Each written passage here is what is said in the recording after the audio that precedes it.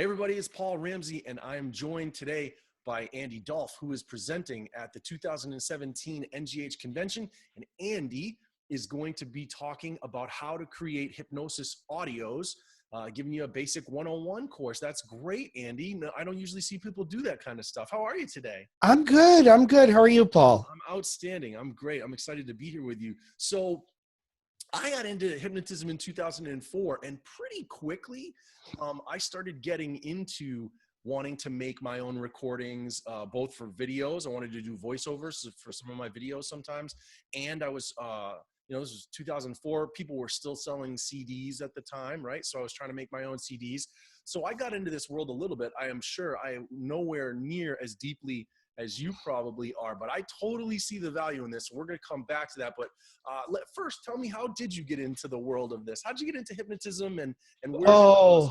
It's kind of a fun story. About, I don't know, 20 years ago or so, I was in college, and I was really, at the time, really interested in mystical spirituality and spiritual trance work, guided meditation, this sort of stuff. And then I went to a stage hypnosis show, and I will never forget. It was James Mapes' Journey into Your Imagination. And I will say, to this day, if you ever have a chance to see James perform, and I don't think he does it anymore, but maybe once in a while, it is an extraordinary show. And I've seen a lot of stage hypnotists, and he's just amazing. But I was completely fascinated. And so I started learning about hypnosis. And when I started learning about hypnosis, what I realized was that what I was doing already was hypnosis. It just hadn't been called that. And so I discovered that I actually already knew a fair amount about hypnosis, mixed with a bunch of stuff that some of which was useful and some of which wasn't. And so I really started learning about hypnosis and studying, the work of people like Ellman and Jerry Kine and, so forth. And did Jeff Running's stage hypnosis training, and did a bunch of change work hypnosis training, and eventually did an NGH certification. And now I do stage hypnosis sort of when people ask. I haven't really been marketing it, and but it's fun, and I do a lot of hypnosis for change work. Cool. That's great. Where does your love of audio come into it?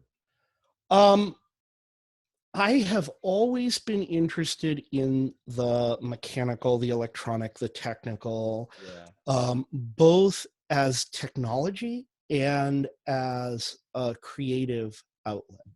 That from the time I was a kid, I could never paint or draw the way I wanted to. I could never get what I saw in my head onto paper. But when I discovered technical theater, I discovered that I could work in other mediums. I can paint with light, I can paint with sound, and create things that I really enjoyed. And so that's what I went to school for.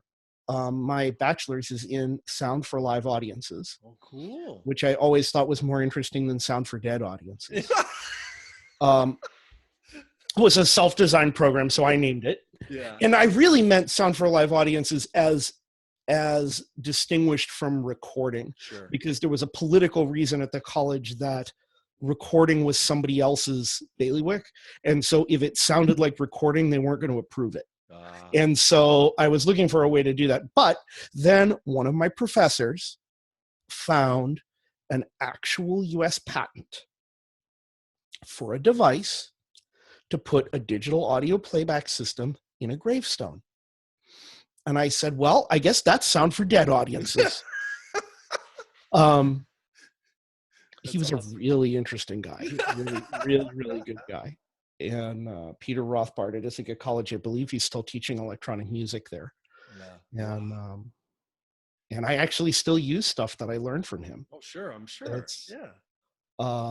That I was really fortunate to study with some just amazing folks and learn not just the buttons to push, but what underlies it, the physics of sound, the electronics, the aesthetics. And when you have that underlying structure, then you can figure out how to handle any situation. Now, that's not what I'm going to try to teach in this class, because I can't do it in an hour. Right. Give me a week, I can give you the very basic level of the technical foundation of audio. The good news is that for what we do, what most of us want to do as hypnotists, from an audio production standpoint, is super simple. It's super, super simple. And so I really can, in an hour, give people enough foundation that I'm going to save them a lot of mistakes. That there are a bunch of things, and I'll give just one really simple one, is what kind of microphone do you use? Well, if you go and ask most places that sell microphones for a microphone to use, they're going to sell you a condenser mic. Now, what that actually means is sort of irrelevant, but from a technical perspective, but what it means practically is that it is going to pick up background noise from here to eternity. Because they're just incredibly, incredibly sensitive. Now, that is what they tend to use in most recording studios. Because in a recording studio where you have a soundproofed room, where you probably have, walls filled with sand is the old way of doing it, to deaden the sound, and maybe even a floating floor where you have a whole room built within another room sitting on vibration isolating bumpers. I mean, okay, fine. Then use the most sensitive microphone to capture every last nuance. And if you're recording Itzhak Perlman's violin, then every last nuance is useful.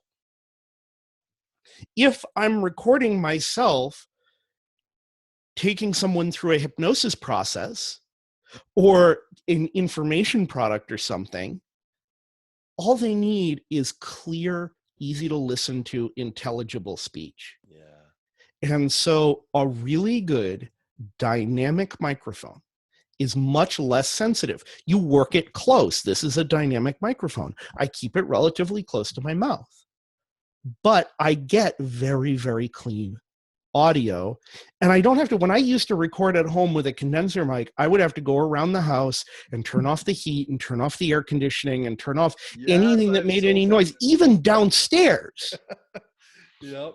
And since I switched to dynamic microphones, now why wasn't I using dynamic mics from the beginning? Well, early on, when I was first doing home recording 20 years ago, they didn't make dynamic mics that I liked the sound of, or at least I hadn't found them. And as modern magnet technology and some other things about microphone design came in, there's the tail of the cat. This is Sebastian. Here, come on, Sebastian. He's not going to be happy about this, but oh my God, there you go. Good morning. My fluff ball. That as microphone technology has developed, they've been able to make dynamic microphones that, even to me, who's really picky, sound really nice. Yeah. And you don't have to spend a lot of money for them. Right. And in fact, I can give you the one I recommend to people. I have to look up the model number because I always forget, but you can put it in the notes when you post this. Sure. I'll look it up when we're done recording. It's made by Audio-Technica. It's a USB microphone. It kind of looks like this.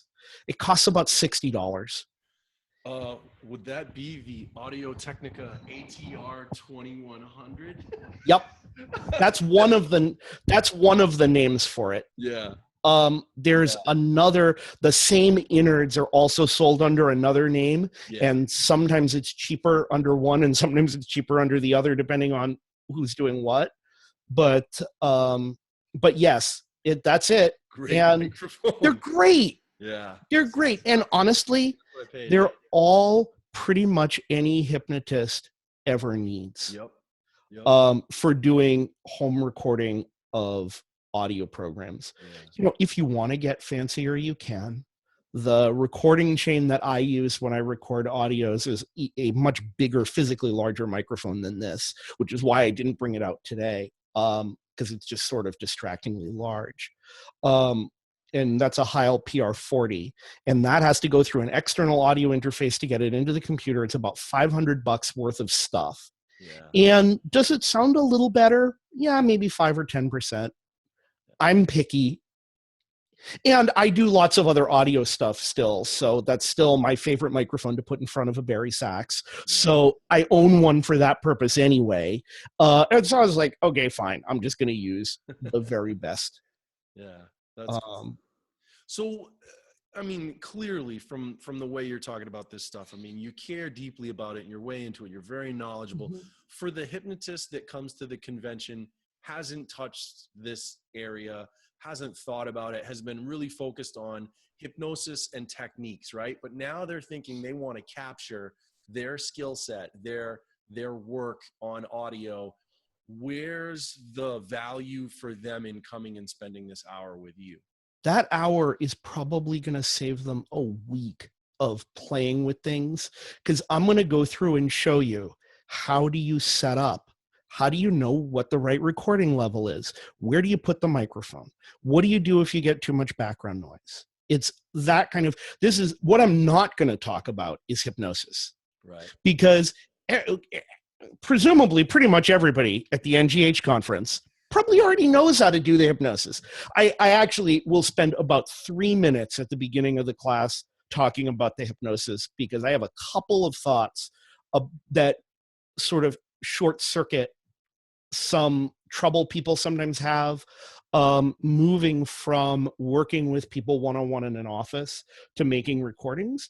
And that basically is related to the fact that typically when you're making a recording, you're now hypnotizing a computer, and they're not as responsive as most of our clients.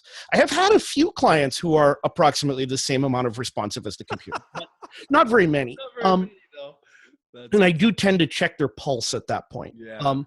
But it's so I have a couple of thoughts about that, but mostly this is a technical class about how to actually physically make the recording.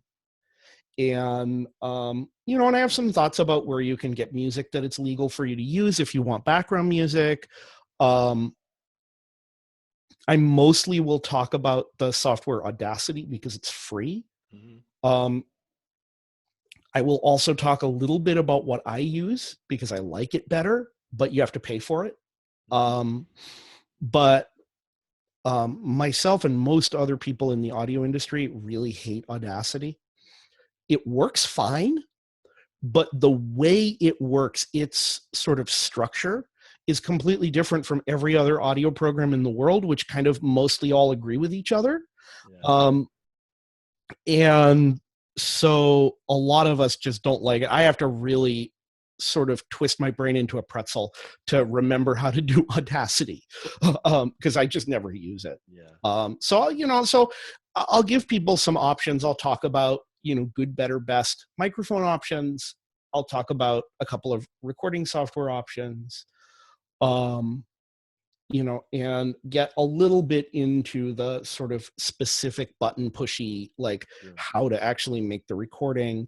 I don't have time to go into as much detail about that as I might like to. It would take more like a 2.5 or 3 hour class to really, to really go into that in full detail. But this is enough for most people who have some computer literacy and some comfort experimenting with technology to go spend a relatively small amount of money. For most people, all you're going to have to buy is the microphone and maybe a mic stand, and start playing with making recordings that can sound really good, and in some cases can sound as good as what people pay an awful lot of money to do in a studio. That I think that for most hypnotists, going into a studio is a waste of money. Yes. Now, if you have a very busy, very successful practice and you have more money than time and you'd rather pay somebody else to do it, then fine. Go into a studio. You'll walk in, you'll make the recording. It'll basically take you the amount of time it takes you to do the session. And that's all of your time that's going to be involved, and somebody else will do the rest of it. Right. But it's going to cost you at least hundreds and maybe thousands of dollars Right. per recording Right. to do that. Yeah. And, so for a lot of us, it's worth spending a day or maybe two experimenting to get that first one done. And then usually once you've done the first one, the second one's a lot easier, and the third one is a no-brainer. Yeah. Yeah. Um, Totally. So you guys, this is the important thing, all right? I know that when you go to the convention, you have lots of choices and there's so much that seems like it's worthy of your time. And that's absolutely true. There is so much that's worthy of your time.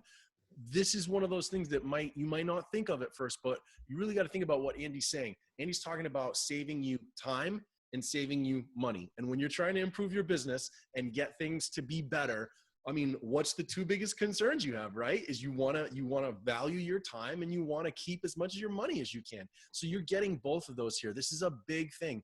And whether you want to create audio recordings and use them for your clients, or if you're thinking about doing something like a podcast or making your own videos and doing some voiceover work for your videos, this stuff's going to translate to that as well. There's a tremendous amount of value in learning how to do this stuff yourself and saving yourself that money, and in the long run, saving yourself quite a bit of time, not fooling around learning the hard way. So this and there are so many ways that recorded audio can be useful in a hypnosis practice. One of the, I think, the most overlooked ones is as a marketing tool, because if people, the biggest objection that most of us deal with is fear, right? People are uncomfortable that they're going to, quote, give the keys to their mind to somebody they don't know. And, and of course they don't know that they're not walking into somebody who can mind control them, right? Because what they know about hypnosis is mostly what they've seen in the media. And so we have to educate them and make them comfortable. And I think a lot of people, one of the ways they can get comfortable is by hearing your voice. Yeah. So, they maybe see a little snippet of video on a website, then they read something you wrote. Well, if they can hear your voice, then for some people, particularly those who are primarily auditory, they're really going to connect in that way. And that makes it much easier for them to be comfortable saying, yes, I want to come in and do the work and make that change. Yep. Andy, you've nailed it. If people want to learn more about you and what you do, what's a way for them to do that? My audio programs is the best place to go. It's binauraljourneys.com. BINAURAL journeys.com. All right. And we're talking 2:00 on Sunday, the 13th of August. Andy Dolph is going to be helping you out. Go spend some time with him and learn how to make recording hypnosis audios at the beginner level. And I think you'll be glad you spent that time with him. Andy, thank you so much. This is great. My pleasure. Thank you, Paul. All right. We'll see you in August. All right. Take care. All right. Bye-bye. Bye-bye.